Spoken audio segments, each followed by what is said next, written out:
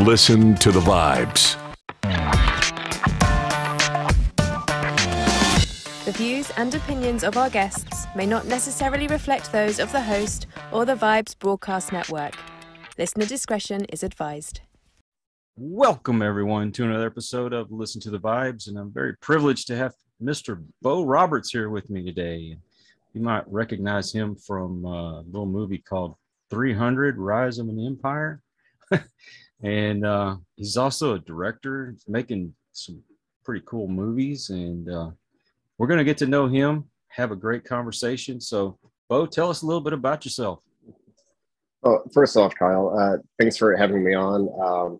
I mentioned in that little pre-meeting we had, but it's one thing for somebody to make an indie project. It's something else to actually, have a completed project, but to actually get it out to the world, have them see it. That's a whole new ball game. So, thank you to you for, being willing to review and to talk about it. But yeah, so the movie, it's called The Great Awakening, and I shot it last year, and it just came out on Tubi, I think last month. Okay. Yeah, we sat down and watched it. My grandson was in there with us, and he was watching a scene with the leading lady, and I think it was when she was going from room to room, and she was going into like a different room that she thought she'd went through, and just the way she was moving through, he was going, Papa, no, Papa. Yeah. I'm like, it's just a movie.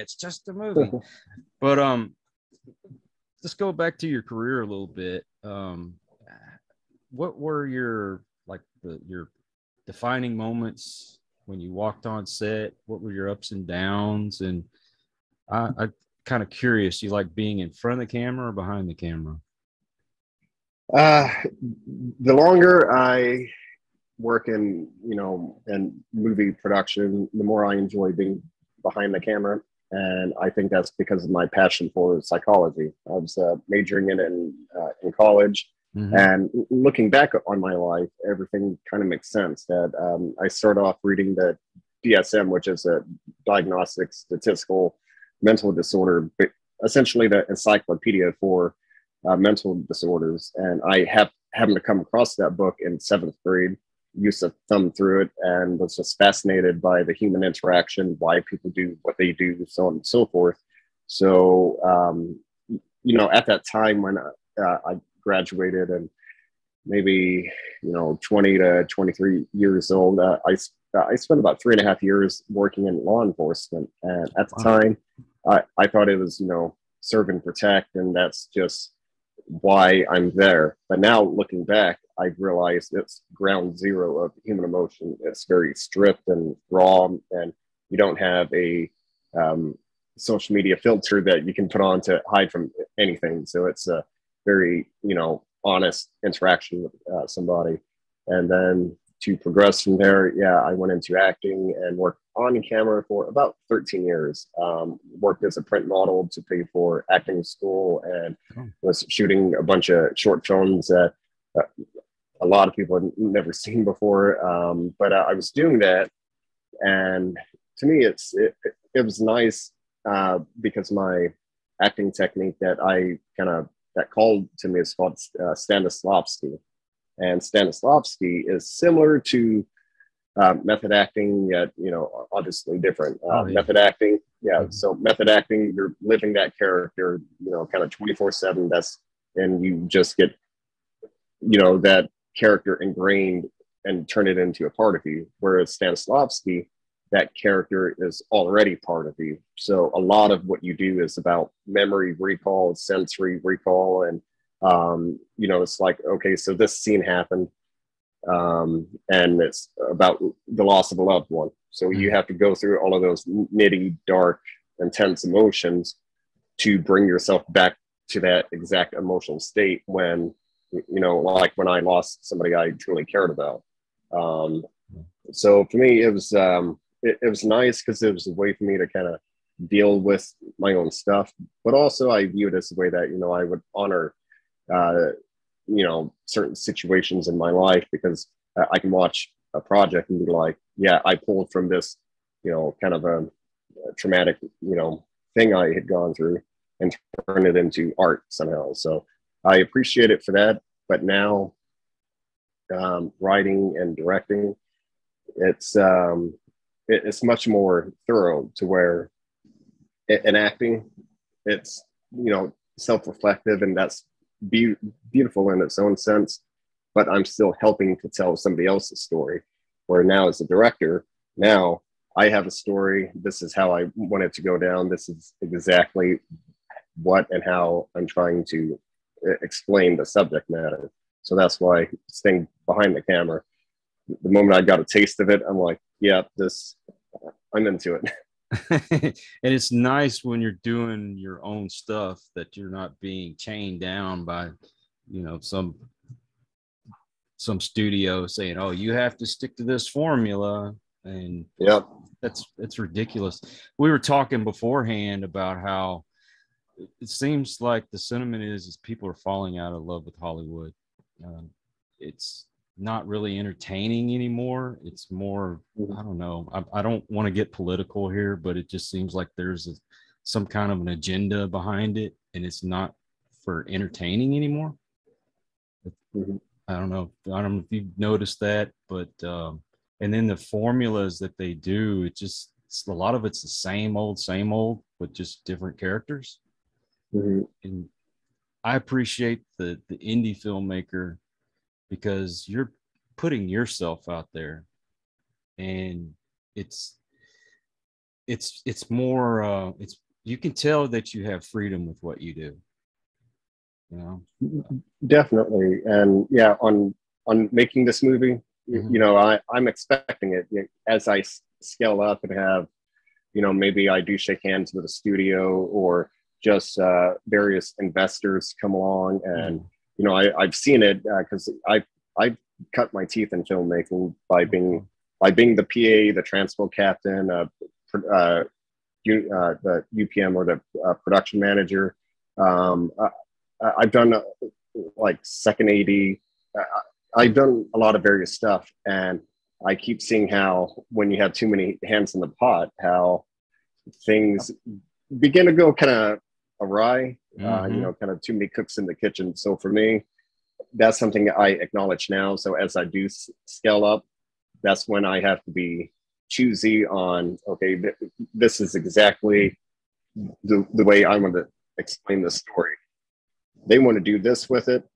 How can we compromise? How can I be happy to make that movie happen in this way, and yet have these people, satisfied as well? So that's,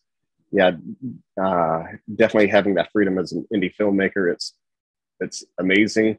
But I definitely like to scale up production, going from shooting a 3-week feature film with me and one other crew member. I would like to have, a couple other people, kind of on set with me. Wasn't it two cousins that started Canon Films, and they were independent filmmakers, I think, and then they made a big company out of it? Oh, yeah. I believe that's the story behind it, if I remember reading that correctly. I mean, I'm sure you'd probably like to do that someday. Well, definitely. Yeah. And to me, like, it's going to be interesting to, I'm always staying open to, things that come down the pipeline, and just kind of, let's explore maybe doing something like what they did. But for me, I moved out to California to be creative, and that's definitely what I want to do. And I think once you have your own business, that gets a little too much, like you're worrying about the invoicing and the more business side of it and less creative side. I'm like, that's not exactly why I moved here. So yeah, but who knows, maybe it dovetails where I can still have my career, but also have that on the side to just make sure that I retain the majority control of the projects I come on to. It'd be cool if you had producers backing you up, but you had your creative freedom to do whatever you wanted to. They weren't putting their nose in your business. Yeah. And so back to me going to acting school and working as a print model. that's when I was first introduced to the, I guess, pecking order, you can call it. And I would be on set doing like a photo shoot, and you would just feel the cringe from the photographer when they're doing their job. And then you would have the art director walk up and say, no, do it this way. Because the photographer all of a sudden is like, then why did you hire me and pay me so much money to bring my special skills onto this project when you don't need my skills? You just literally need somebody that knows how to operate a camera. And that's it. So, yeah. What were the hardest points that you had getting into Hollywood? The hardest points, it's a good question. I would say the hardest points for me is, well, yeah, the hardest points for me is dealing with the peaks and valleys. But, you know, just to go back to the whole print world, the nickname for people that operate in that space is called the business of rejection. If you go to like 20 castings and if you book one of them, good job. Like you're hitting the average or even beating the average. So, you know, in 1 month, you get told no for what you're trying to do to like pay rent. You're being told no about like 80 times, and then you'll have like one person say, yeah, maybe think about it. So, but yeah, so moving out to Hollywood, and yeah, so I walked into that type of situation being fully aware that, oh, I'm not the only guy in town that has a good jawline and a six-pack and stuff like that. I'm like, oh, you know, it's like everybody's talented, everybody's beautiful. What do you have, you know, besides that's going to make you stand out? So for me, it was, you know, it was a challenge to deal with those peaks and valleys, but I also view it as the way that, yeah, I was experimenting. This work, that didn't, and just kind of, yeah, makes sense because yeah, it's a crazy town. Yeah, is it difficult to like be yourself when you try to get into this business? Do you feel like sometimes you have to be someone that you're not?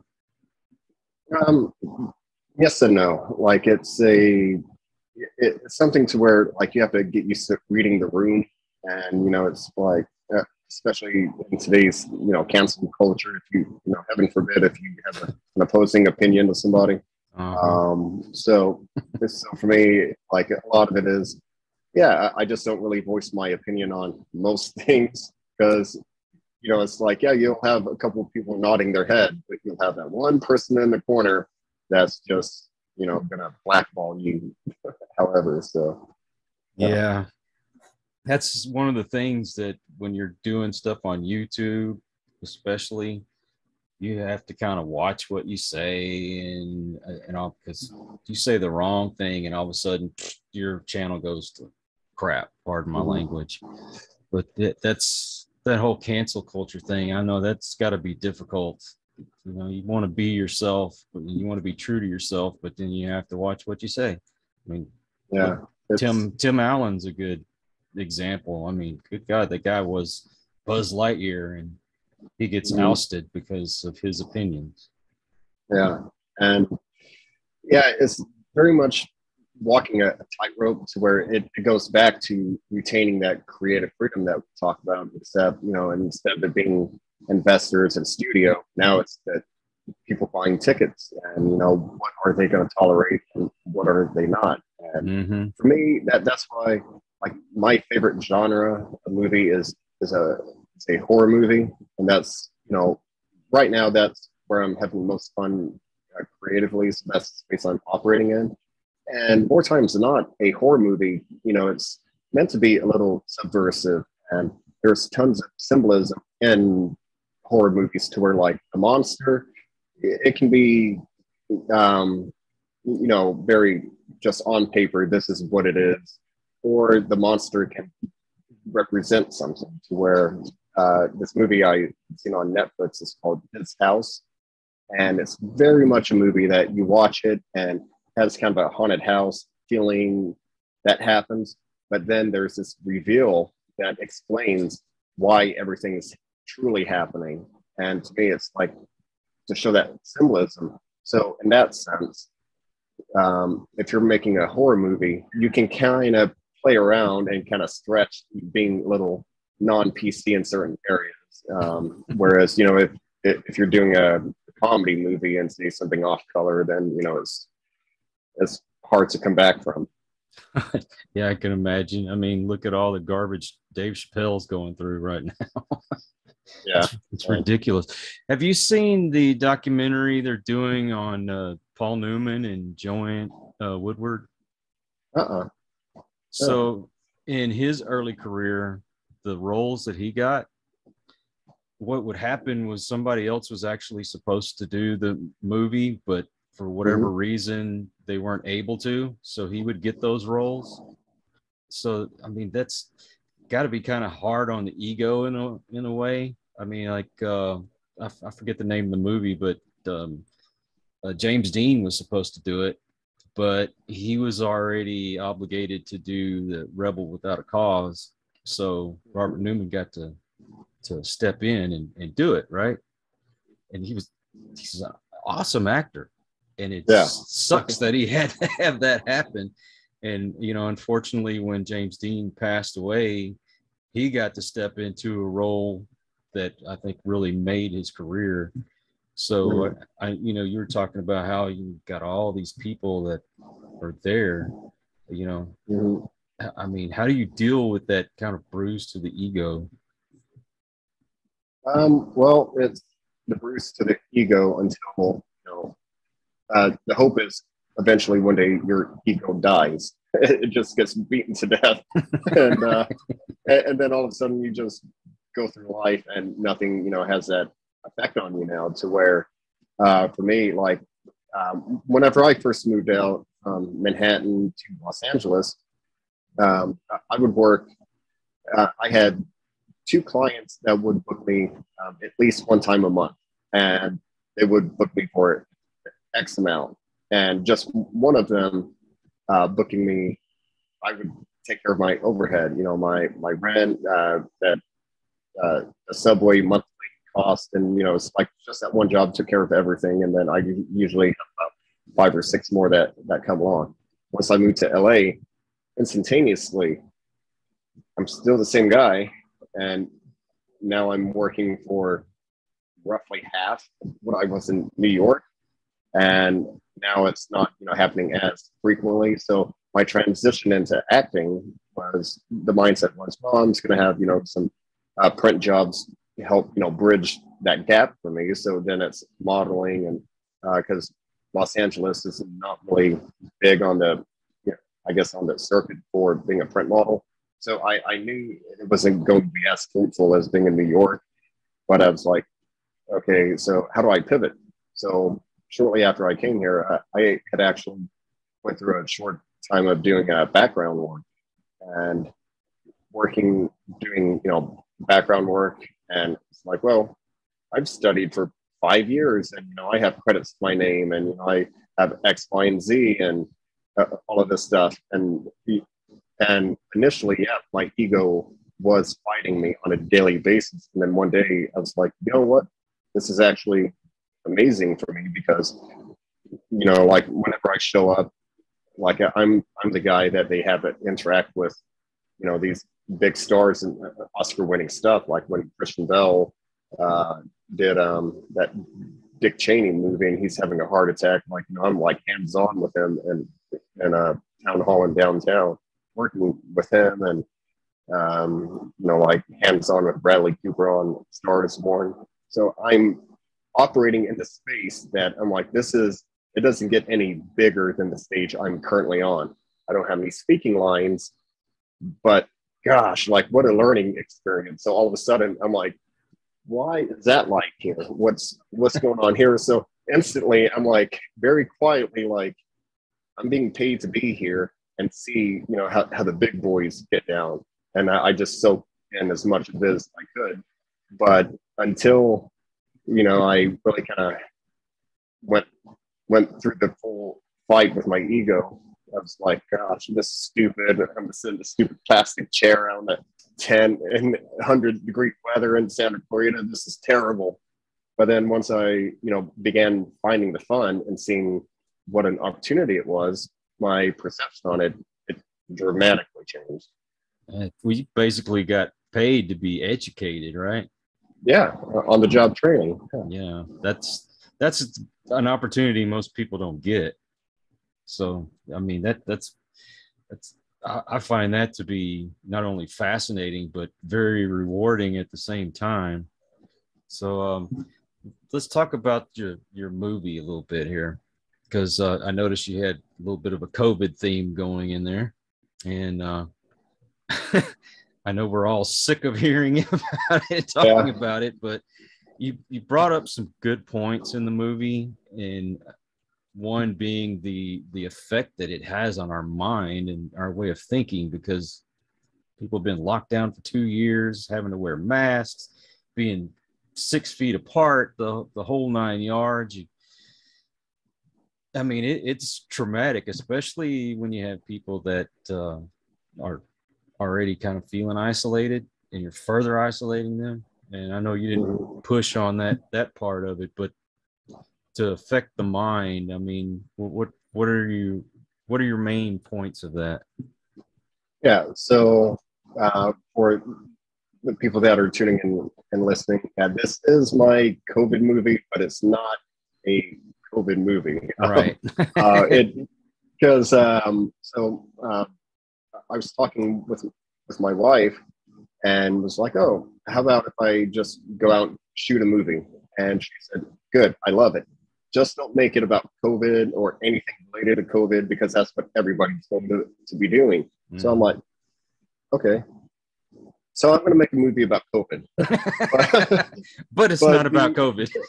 yeah. So exactly, though. In my movie, it's not about getting COVID. It's not about COVID mutating people into monsters. It's not about mass lockdown from Big Brother enslaving all of humanity. I'm like, that stuff, that seems very on the nose for kind of a small jump of what the COVID horror movie would be. But there is a documentary that changed my entire perception on filmmaking. It's called Nightmares in Red, White, and Blue.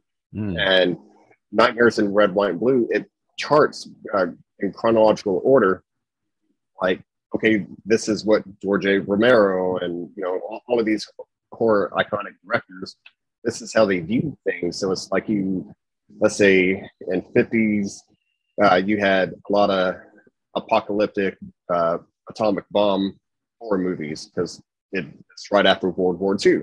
And then you go into 60s with the drug Summer of Love, a lot of drug experimentation. So a lot of movies more about this drugged out tweaker kidnapping Daddy's little angel, and you have that movie. But then in the 70s, that's when the Summer of Love kind of failed, and now we have Watergate, Vietnam, and the country just kind of has a bad taste in its mouth. That's when you usher in ultra-violent movies like Texas Chainsaw Massacre.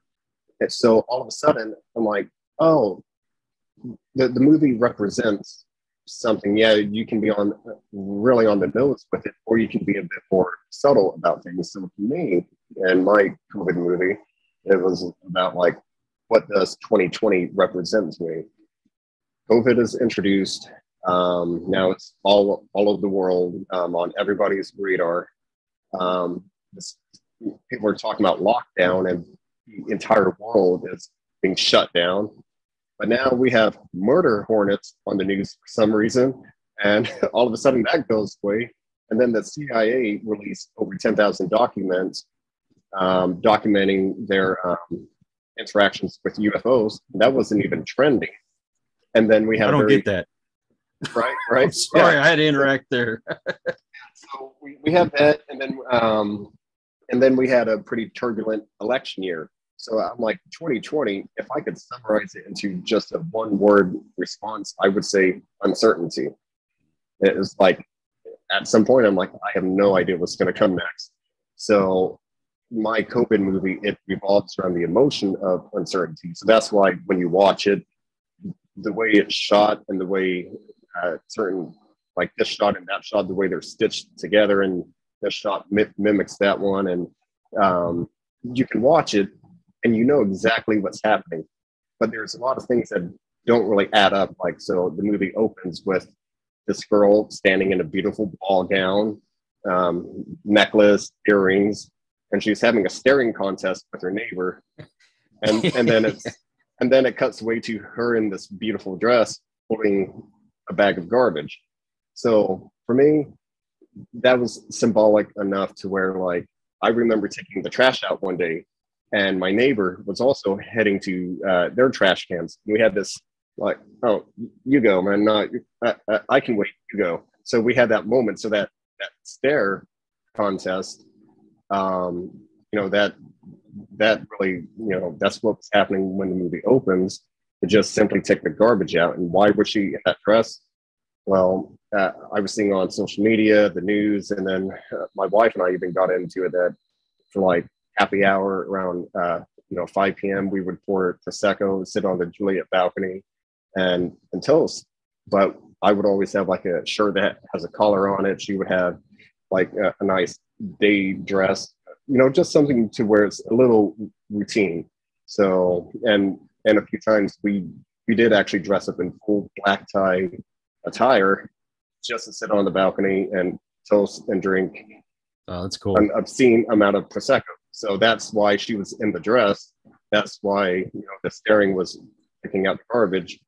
So I put that in the movie. So it makes sense what's happening, but the way that I delivered that message, when you're watching it, things just don't really add up. They're not happening the way you expect them to. So that's my attempt to put the viewer back into the emotion of 2020, which is uncertainty. Well, I'm going to tell you, I'm going to be honest with you here. When I first started watching it and I saw that scene, I'm sitting there thinking, oh my God, is this going to be one of those artsy films? And then when you start getting into it, then you start understanding, okay, now I'm getting the picture here. So it's definitely a movie you got to pay attention to. Mm-hmm. And I like the fact that you took a scene of a dream sequence and you made it like a dream really would be. So what I'm saying is most movies you watch somebody going into a dream, everything is perfect dialogue and everything's going perfect. But when I dream, and I'm sure you probably do the same, you get flashes of different scenes and you're in different places and somehow it makes sense in the dream. But when you wake up and you think of it, it's like, okay, that didn't really make sense, but somehow it made sense. Yeah. Totally. And yeah, and I've had some very visceral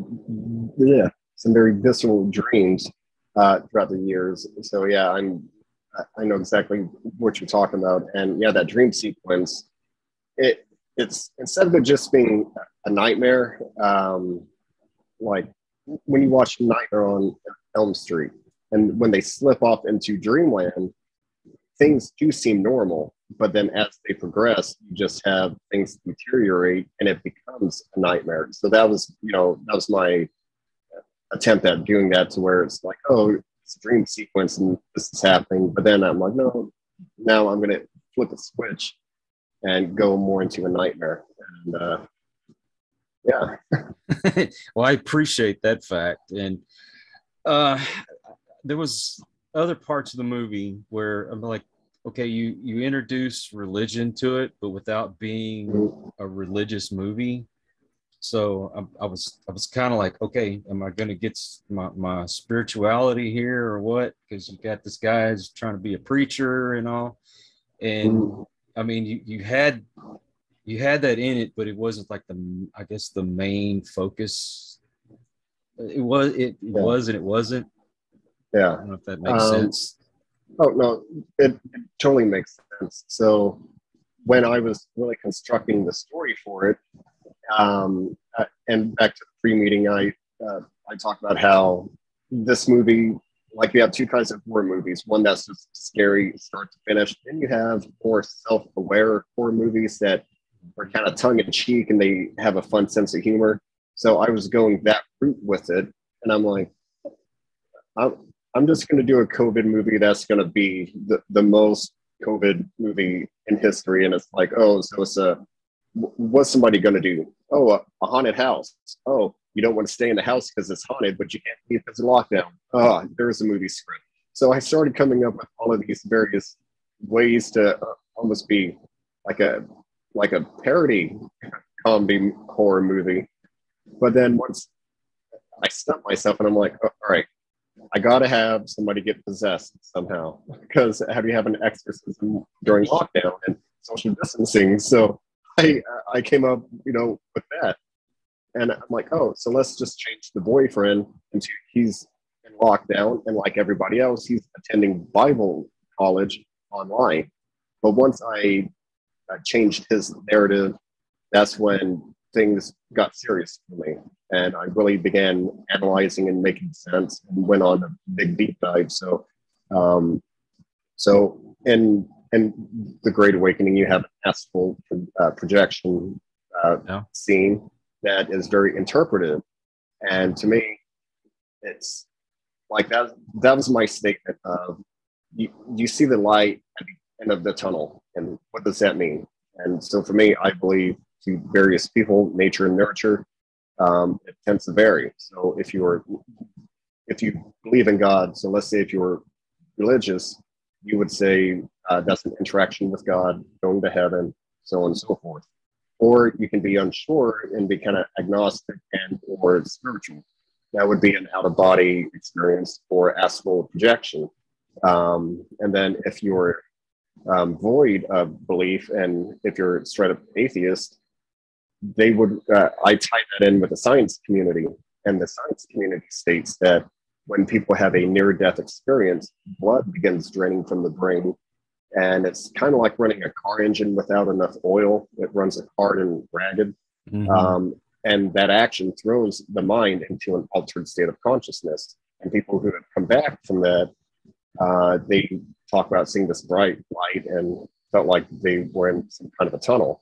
So for me, I'm like, you believe in something, you're unsure, you don't believe in anything. They're all experiencing the exact same thing, but have an entirely different outlook on what it is. So for me, that was my way of, kind of touching on 2020. It was a very aggressive year in a lot of different ways. So that was, kind of my hippie stance of like, can't we all get along? Like, you believe this, I believe that. We're all different. Agreed. And we're all just humans trying to rationalize with what is reality. This is what I choose to believe. This is my best way of coping. And because of that, that's why I think this is how things should be. So I'm like, can we not just agree on that and agree to disagree? Because that's something I feel like, sadly, we lost in this country, is just the ability to agree to disagree. So that's, long story short, that's how, religion kind of plays in. And that's why the boyfriend is religious. The lead, Julia, she was agnostic. And then her best friend was atheist, which she alluded to in the first phone conversation. Man, you've really put a lot of thought into this, I could tell.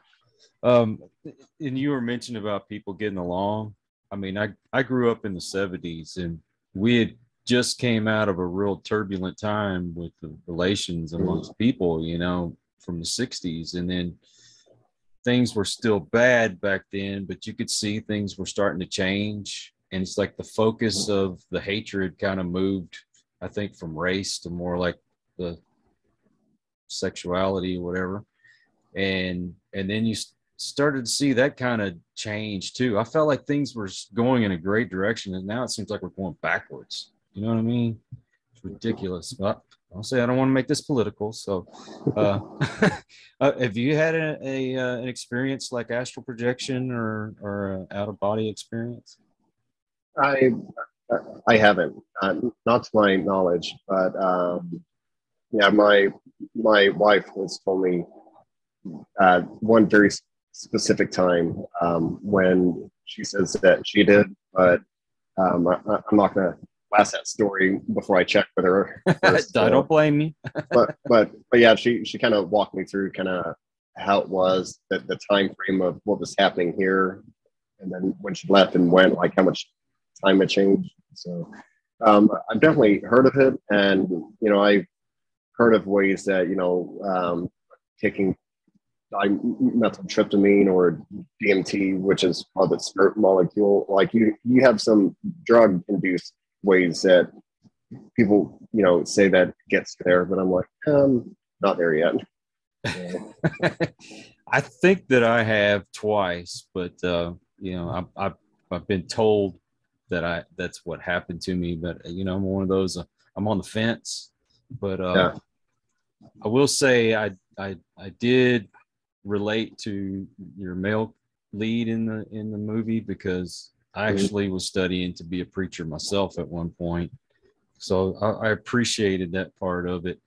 And you talked about the exorcism. So your lead has a buddy he would call on the phone, and he's like, hey, this is going on, and go to the scene of his friend on the phone, and he's got it's like almost satanic symbols and stuff around him. I mean, was that another one of those kind of parody joking things, or what was the purpose behind it? The purpose behind that, because you hear the sound effects of the mice, which the guy that helped me with sound design over at C4 Studios, his name's Casey.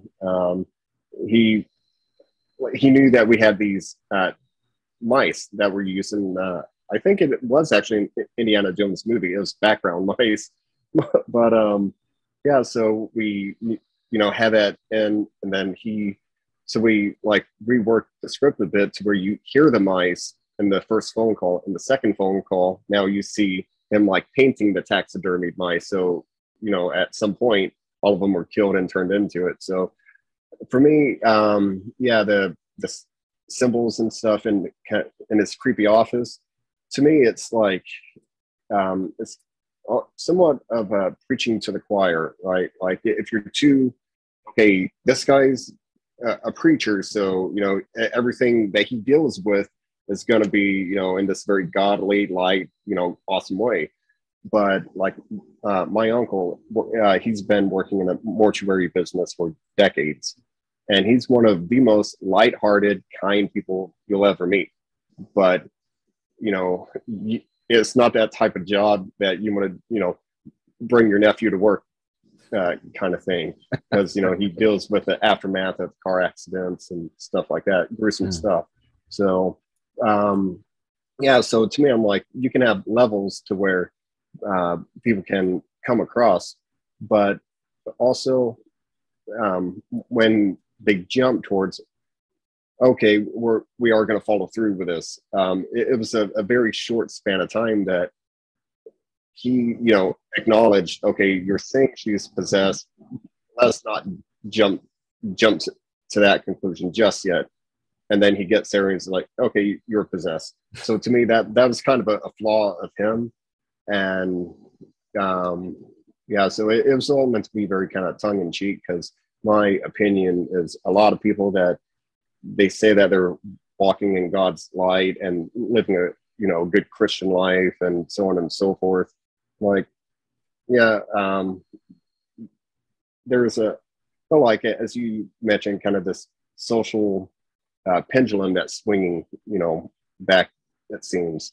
And it's like a lot of people say that they're good, but then the whole telling other people how they need to live their lives and do this and do that. So that's where I have an issue with it. Just saying, it's, you follow this, you believe that, I'm all for it. Now you're telling these people this is how they have to be.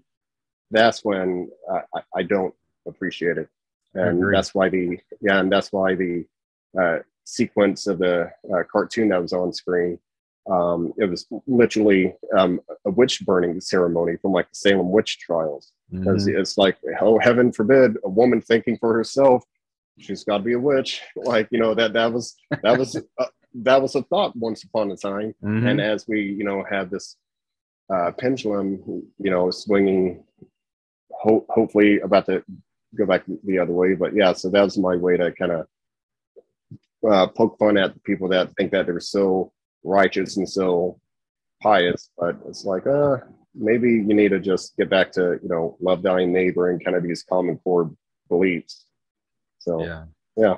I'm one of these people, I am a Christian, and I don't mind talking about my Christianity, but I'm not one to go and shove it down people's throats. And, most people, when somebody comes to their door and says, hey, I want to talk to you about Jesus, they're like, hey, I don't want to talk about it. Don't shove your religion down my throat. I feel that way when it comes to everything. Whatever you believe is cool. Go for it. Just, I don't have to participate, Right. Well, and to me, the grand scheme of things because so the movie, Pastor John, the guy in the creepy office, I really wish that we had time to further bookend the movie, because it was supposed to be the scenes outside, but then we move inside, but have him on TV, and he was going to be like a big, one of those big church televangelist Falwell's kind of guys. Yeah, I'm sure you can name a couple, but so he was going to give this opening monologue about, it's your job as a good Christian to love thy neighbor and to not judge them. So it's like, just let people live their lives. And it actually touched on homosexuality, to where it's like, you're still supposed to love thy neighbor. Yep. If you walk up and, bash them, that's hurting you. So it's like, when they die and meet God, that's when, that answer gets, stated on, it's an issue or it's a non-issue, but, their time on earth, that's the time that you should be the good Christian and love thy neighbor. So, it was interesting crafting that, because also all of the scriptures, all of the prayers, and the mentioning of Belphegor, those are all things that I actually found in the Bible. So all of them are actual Bible passages. And I was like, let's not go for the demon that's going to possess and do all of the stuff. So I found Belphegor, who he's the demon of sloth, and he, instead of directly possessing a human, they just kind of influence the world around them to make them complacent and lazy. So I'm like, oh, you mean like if people just stay at home, drink Prosecco, and play Call of Duty for 5 hours? Is that what you're talking about? So it was really interesting to come across that information and then transfer it into the script and put it on screen. Man, I'm with you.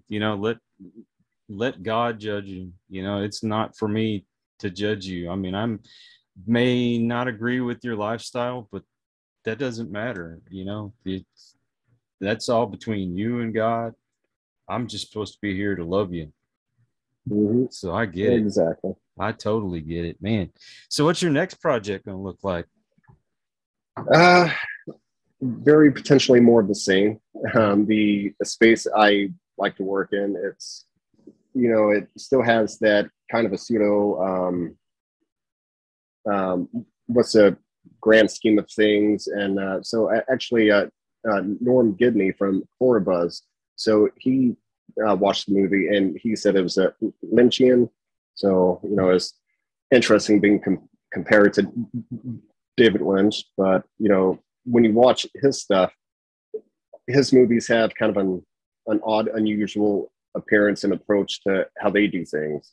So, I'm, I have one that's called The Color of Sin that I've come up with, and it's my rendition of Dante's Inferno. And then, and then I have this one to where I'm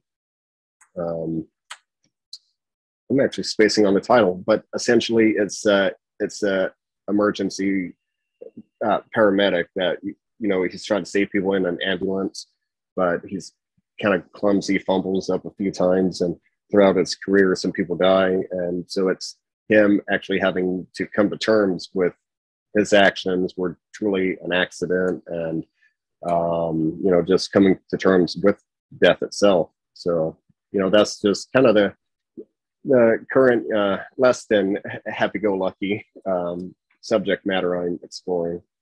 Well, you know, if you need a handsome leading man, I'll make myself available for you. I would definitely keep that in mind. Probably more the jokester, goofball, but yeah. I'm actually going to be in an indie film next year. So nice. I'm playing a paranormal investigator, which is right up my alley. So any advice for me? On being an investigator or on being an actor? Well, the investigating part I got down, I think, but the acting part of it. I would say if you obsessively rehearse your lines and get to the point that you can recite your lines, and it's even better if you can recite your scene partner's lines as you're doing something. So for me, on back to law enforcement, they put me on third shift. So I would go into work, make sure, okay, we're done with dinner. Did you take your meds?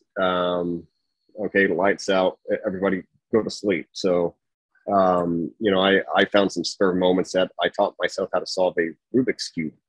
So for me, my little acting secret was if I can walk around and not bump into things and solve the Rubik's Cube and recite my lines perfectly, that's when I would begin to feel comfortable, because the way I love to direct and shoot is I want motion. Like if someone's just standing there and just singing the lines, I'm not really into it.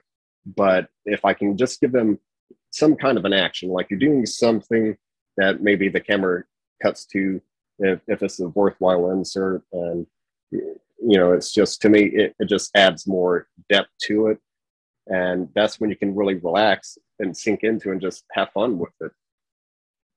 So I'll keep that in mind. I don't know. I've still not been able to solve a Rubik's Cube, and I was alive when they first came out. But you know, I didn't know if I should, you know, be kind of that obsessive over it, because I've heard different people talk about it. There was an actor that I was watching on that documentary, and he's like, not to do that, and then another person says, yeah, you should do that. So, but I mean, I guess it works differently for different people, huh? Definitely. And for the people that are not truly off book and they just want to do more off the cuff and then get their own personality into it, the major thing that they have to be conscious of is you have to respond in a way so you're not going to be destructive to your scene partner. Because if they're like, oh, you know, it's a romantic comedy, and it's like, oh, and how's your day? And you're like, oh, it's effing great. And they're like, I don't know how to respond to that. I thought we were in a good mood, you know. So so knowing the playing field that you're in, so yeah, you can respond like, hello, how are you? I'm like, yeah, it's no static, but hey man, how's it going? All good? You know, just change it up, but you're saying the same thing. So when your partner responds to you, you're not like dislodging their concentration. Yeah, he was saying something along the lines of, don't act like the character, act like you think that they would react to the emotions of the scene. I'm like, well, I guess that kind of makes sense. Yeah. Interesting. Well, for me, back to Stanislavski, that kind of breaks that rule, but that's why you have tons of different, you know, schools of thoughts, to where my you know, I'm based in Stanislavski, which is much more traditional, but then I studied at AMAW, or Anthony Mindell acting workshop, studied there for 3 years. And you walk in and they hand you the script and they say, screw the script. How much money is in your bank account? Did you get cut off coming here? Was it easy to find parking? Take who you are right now in this moment and go outside. You have 5 minutes to read the script, and then you walk in and you just hold the paper, you know, and just get through it. And it's just about ringing true and being present in the moment. So for me, Stanislavski built that foundation. So I'm coming from a legitimate emotional place. Mm-hmm. And then AMAW kind of put that cherry on top. So I'm doing that, but I'm still present in the moment. And, you know, so if somebody gives me a gift, you know, like if they slap me, kiss me, push me, do something that gets that, you know, instinctive reaction out of me, like I'm still present and able to kind of hang with them and respond. Well, do you have a website, by the way? The website, if you just go to thegreatawakening.news, Mm-hmm. Which I love how kind of scary that sounds, because I've updated it on my like social media pages. So when you go to my Instagram page, it just says the director of The Great Awakening. I'm like, that's a little ominous. Like, so when people go to my page, if they don't know I'm referencing a movie, then but yeah, you're the next Jim Jones. Yeah. By the way, I'm actually going to roll out a new flavor of a Kool-Aid this fall. It's going to be great. But yeah, so it's called thegreatawakening.news, and you know that has a bio on the beautiful cast. My buddy Kingsley, that was my right-hand man on it. Synopsis on it.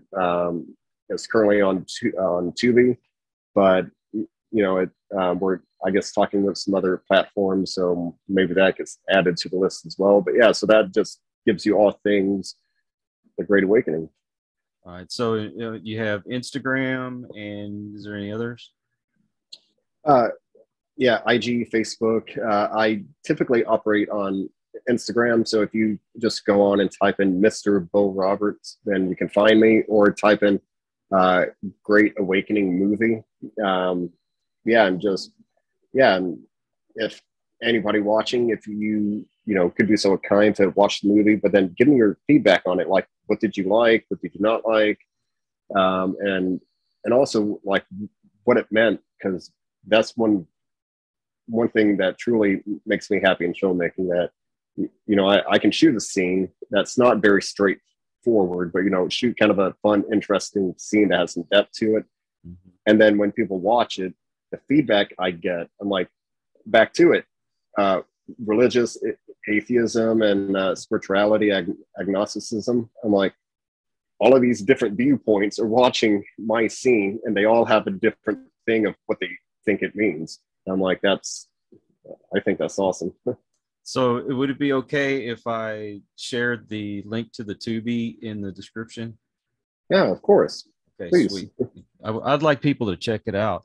I think we need to support the independent filmmakers. I love the independent comic book creators. I think Mm-hmm. they're doing an awesome job. I think it's a great alternative. I think if we're going to get what we really want to see, we have to start supporting you guys. So I'm encouraging everyone out there, just give it a try. You need to watch it from beginning to end. Don't walk in the middle like my wife did and go, "What the heck are you watching?" It is good. It's a good show, so I recommend it. And Bo, thanks, man. I really appreciate you spending your time with me today. And I appreciate you. Back to it. It was back to it. You had mentioned that you could tell that I put a lot of effort, and there's a lot of little gems that you can pick up on. But if nobody knows this movie exists, then it's like, well, I did it, and I did it for me. But I would like for people to watch it as well. So of course, thank you for being so willing to champion indie filmmaking. Definitely. I mean, you're going to watch this, and you're going to see some straightforward acting, and you're going to see some stuff that's, it's going to seem a little off, but it's meant to be that way. So mm-hmm. I appreciate it, and I hope others will too.